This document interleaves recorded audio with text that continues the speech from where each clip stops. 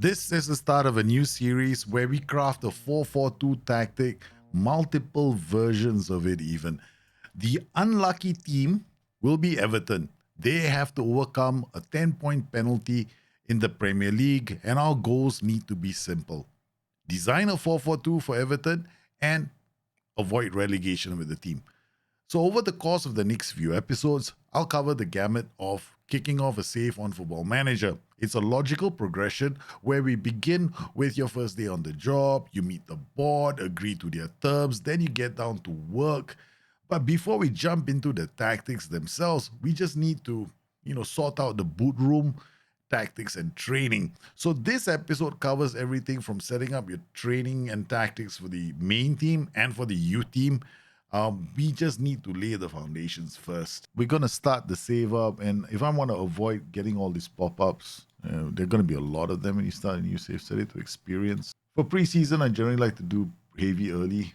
We can't copy paste here, so this should be enough for the start of the season. This is gonna be very aggressive, and then we will come in here preseason heavy early. Second one, I like the preseason schedules from default. And once the season starts, we want to use a different schedule. I'm going to use this. I use this for all my saves now. The youth team will have something different. They'll have match practice here.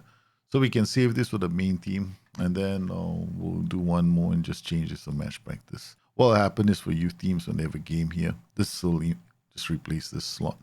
And then I want to avoid too many injuries to the youth players because I'm not going to be managing their training as much as I will with the senior team. When Saturday comes, we will select the first 11 that are playing. We'll put them to rest. That means that they will not be training. Only the players that were not in the first 11 will return to training because, of course, those guys are not playing. They're going to be resting during this match. All right, done with this. And then for the youth team, two things we're going to do first. We're going to have tactics created. So you've already kicked out the prompts, right? So this is what the youth team is going to use. So that's sorted. How do we know this is what the youth team is going to use? I'll just save this tactic first. Now we come into development center and we got tactics here. So you can see from here, the primary tactic here is 4-4-2 youth. Right, we'll set this up again. And then the main team here, if we come back in here again, you'll see the tactic is wing play. So we'll set this 4-4-2 for them. We'll set this as 4-4-2 for them. All right, that's already done. I am going to come in here now, staff responsibilities, training, and take over general training for both these teams. Confirm, now they're here. We'll come in here for their training, for their calendar. And well, we're just gonna leave, I'm gonna leave their preseason alone. Once again, to the main season, what we will do here is their first games are here already. So at this point, they'll be using this youth schedule. So you can see automatically. Here, here is a Sunday game, right? So we go back to the schedule, go to CTS Youth. They have a Sunday game. So what we're going to do is we're going to move this here. And because they have a Sunday game, they'll have recovery here. Done.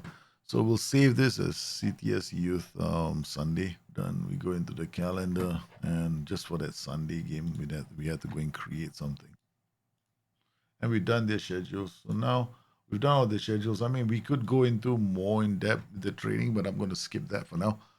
Generally, what I want to do with the youth is I'm a micromanager when it comes to when they're training. See, all the concentrations are very low. So generally, for all the midfielders, I'll stick them in and I'll get them to work on central midfielder, ball winning midfielders, all of them. Next, let's go to the main team. Let's set up rest. Now, generally what you want to do is normal pitch, half, normal, and this should never be normal. It should be double. There's a simple reason why. Most of the players, if they're like this, they will do better if they are on double intensity. And you won't find this happening a lot of the time unless the players have been playing a lot of games. Players that come off injuries, they normally need to be on normal intensity so they don't get another injury. So what do you normally do when you have a yellow like this player?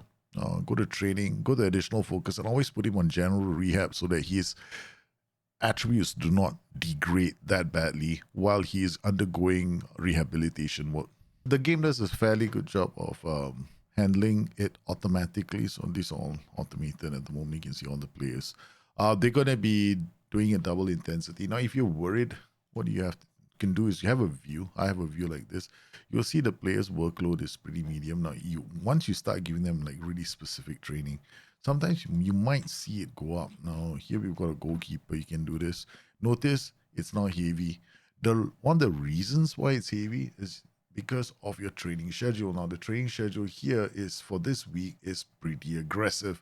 So if it's pretty aggressive like this, then you will typically see it's heavy. So during preseason, don't give them additional focus. Give them additional focus once preseason is over, because then the workload will be fine. They can handle the extra work that comes with individual focus. When it comes to training a player, do you go for a position or generic position or role? My advice is always going to be role, because they're more targeted. Here, for example, Ashley Young, 30 years old. We don't want a lot of his attributes to go down, but we want to maintain the important ones like anticipation, concentration, work rate, technique, some agility. He will never gain any more acceleration. He's already at the age. So use logic when it comes to choosing the role you want him to train in.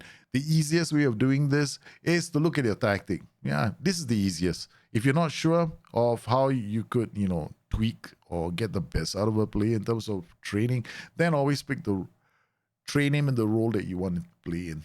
So I've gone in and set the players mostly to the roles they're going to be playing in. As a player hits his peak, because at this point, attributes might get redistributed into the role that you want him to specialize in. So I picked the role where I don't want him to lose attributes in. He's got pretty solid attributes, but I think his passing, vision, decisions could do with some help, right? So in terms of this player, what I'm going to do is I'm going to change him, because I think that he could do better with learning the attributes of a roaming playmaker. Now, then we can double up with passing as well by coming in here and picking passing over here, which works on vision, passing, and technique. Now notice it's heavy. So this is something I can do once preseason ends, because at this point in time, doing it in preseason runs the risk of him picking up injuries. So we'll avoid that for now. But note to self, this is something we will do once preseason is over. Okay, next we'll go to coaches and see what we can do. Now, if I'm looking here very carefully, it's okay. We probably need somebody to do attacking. Look here, under 21's coach. You can go check whether or not you have headroom to sign more coaches here. We've got assistant manager and one more coach. So we can definitely sign an under 21's coach who will help us with the senior team as well. So that's two coaches that we can go out and get now. With the senior team, generally, attributes are going to be more important for the senior coaches. A good personality to boot, plus attributes.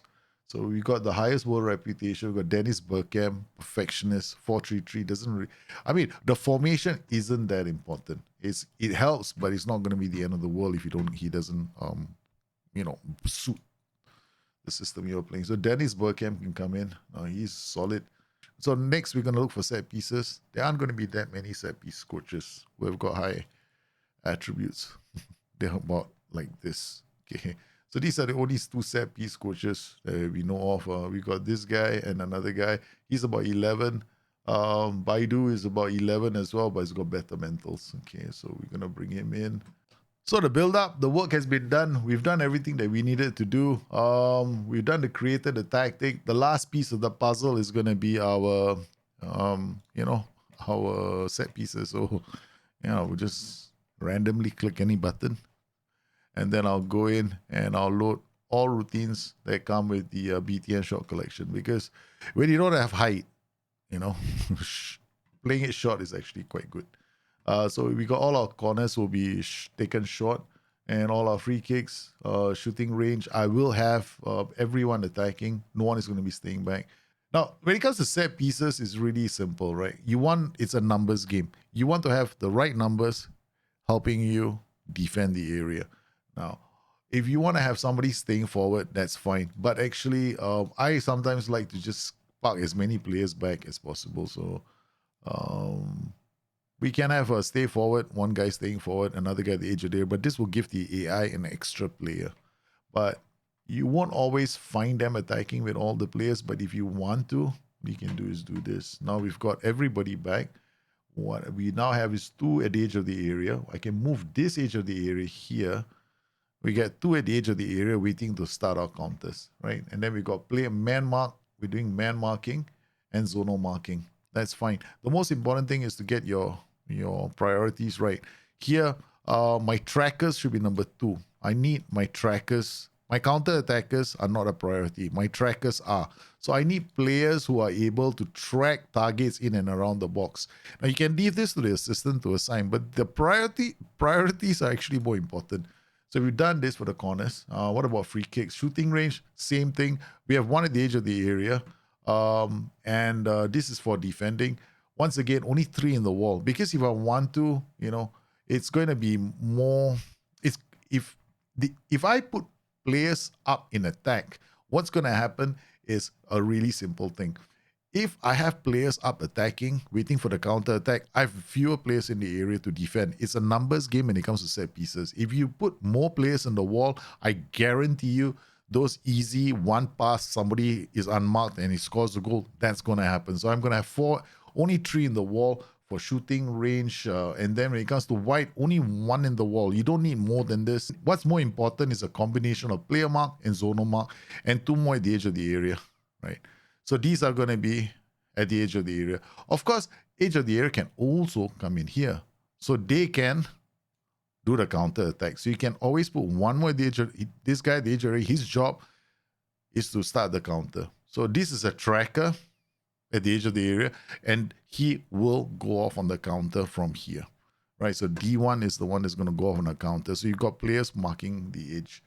Then we've got throw-ins. Throw-ins normally, defensive. It's pretty straightforward. You do this. It's a mixture of man and zonal. And then when free kicks from deep, here you want as many players in their natural positions as possible. You don't want too many players running around, leaving their positions, right? If can you imagine the nightmare if your right back is here, your left back is here, your central defender is somewhere here in the wall? This can happen if you set it up the wrong way. So if you set it up in a really simple way, especially for deep free kicks, you will be fine. Looking at preseason, we have the right number of matches. We don't need to add any more. Looking at the situation as it stands, we just now have to get through preseason, and then our first few games will tell us whether we're on the right track with our 4-4-2. Now, I'm going to make another 4-4-2. This is a wing play mid-block. I'm also going to make one that is a bit more of a low block, and there will be plenty of 4-4-2s coming up this season. So I'm going to try to make as many different kinds of 4-4-2s as my mind can conjure up. If you're looking at my manager's profile, it's pretty straightforward. There's nothing, we haven't boosted his attributes, pretty average attributes. But what I tend to do in all my streams, and you know this if you follow me live, I hit my team hard with discipline. And of course, people are wondering what the whole experience is going to be like when I talk to my players. It's the first day we're coming in. Yes, I have nothing else to talk about. So thank you again. That'll be all for now. We send them on their way. So what's the problem? Yeah, dynamics is overrated on Football Manager. We are going to be preparing identically for every single game this season because these have the best payouts. Transition phase, attacking corners, and throw-ins. We're not going to do anything else. In preseason, I'm paying attention to see whether my boys can drop into a block, win the ball, and whether we can initiate counters quickly. The issue that Everton have playing a low block, and I just realized it when I was playing this game, is that this team doesn't have a lot of jumping reach. Right? Tarkowski's jumping reach is 14. Godfrey's jumping reach is 13. They're not very strong in the air. In fact, he's better off just playing as a wide centre back. His decision making is really poor. So if we are going to use these players, a low block is definitely suicidal football. We're actually shifting all the way up. We're going to go into a mid block and try and not invite crosses with this team. To do this, we're also going to try a different style of football. Yeah, we're going to use a slightly different 4-4-2 where we counter press, we don't hold shape. We're going to overlap, pass into space, play higher tempo, dribble less, and distribute to flanks. When we have the ball, we play a mid block. Yeah, this should be a slightly different style of football. I think, I don't think we can sit back. If Everton do choose to sit back and defend, they're going to have issues because they can't defend crosses. Our set pieces will all have to be short as well because there's no one to aim for at the near post. The team is just too short. And we discovered that in the very first preseason match of when Blackpool scored from a corner. Somebody just headed the ball in, even though we had all our tallest players at the far post. They had enough height there to score one. So we're going to not be using a strategy of playing with a low block this entire season. So it's going to be mid blocks or high block 4-4-2s with Everton. When you set up the save, it's really about getting to know your team. And the next step will be to get to know how they play in certain tactical setups. And that's going to be the focus of the next episode. What kind of 4-4-2 setups can this team play with? We've set up a basic 4-4-2 for them. But over the course of preseason, you're going to start making changes to it as you get to know your players. What do you do? How will you know what kind of changes to make? All that and more will be on the next episode of the series. I hope you enjoyed today's show. If you have any questions, let me know below. Let me know if you like the idea and the direction we're going in with the save. I look forward to hearing your comments. You guys stay safe, take care of yourselves. I'll see you again soon. Bye-bye.